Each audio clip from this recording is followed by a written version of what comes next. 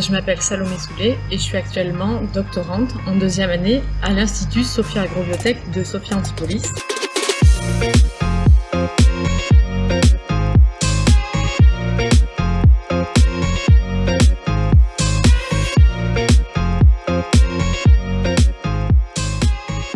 Mon sujet de thèse traite sur le nématode à gale. Plus précisément, je développe de nouveaux moyens de lutte contre ce petit ver microscopique. Ce petit ver microscopique infeste en fait les racines des cultures agricoles et est à l'origine de grandes pertes agricoles. Donc mes manipulations consistent à trouver de nouvelles luttes, pas de trouver de nouvelles luttes chimiques, mais de trouver en fait de nouvelles variétés de plantes qui vont être moins sensibles à ce petit ver microscopique. Et pour ce faire, j'étudie l'interaction entre le nématode et la plante. Le nématode à gale injecte des protéines dans la racine pour mettre en place son site nourricier, à partir duquel il va pouvoir se nourrir et se développer. Donc moi j'étudie l'interaction entre les protéines injectées par le nématode dans la racine et les protéines de la plante, dans le but de mettre en place une variété qui sera plus résistante à ce nématode.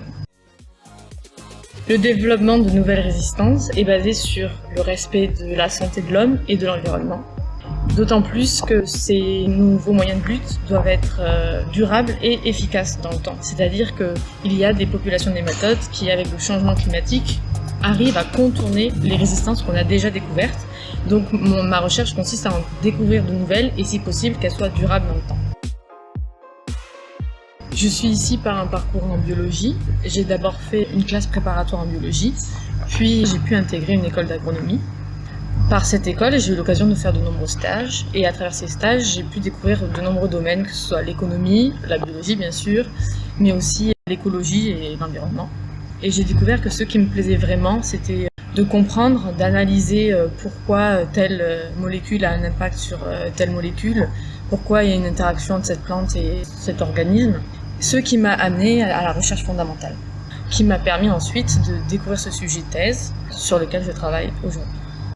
Une thèse, c'est un challenge parce que c'est des découvertes tous les jours, de nouvelles choses à comprendre, de nouveaux protocoles à prendre en main. C'est aussi des échecs car les expériences ne réussissent pas tous les jours, mais c'est aussi de la curiosité, de la connaissance. Chaque jour on apprend de nouvelles choses. C'est un long projet, c'est une aventure parce qu'on a 3 ans pour avancer avec notre projet, le comprendre, le faire évoluer.